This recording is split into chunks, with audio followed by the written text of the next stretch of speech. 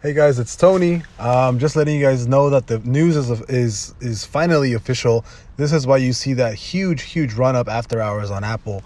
It's because they're actually nearing a deal to make their autonomous car with Hyundai by 2024 in their Georgia location, in their Georgia plant. That's why you guys see that huge run up after hours right here. There's been constant rumors, right, of Apple and who their actual partnership is going to be with.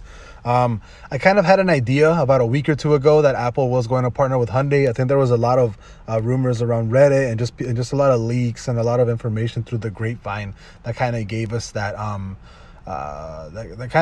sentiment that Apple was going to be partnering with Hyundai, right? But it's official news that Apple is nearing a partnership today with Hyundai to build their EV, or their electric car, their autonomous car, by 2024 in Hyundai's Georgia plant location, which is absolutely exciting, right?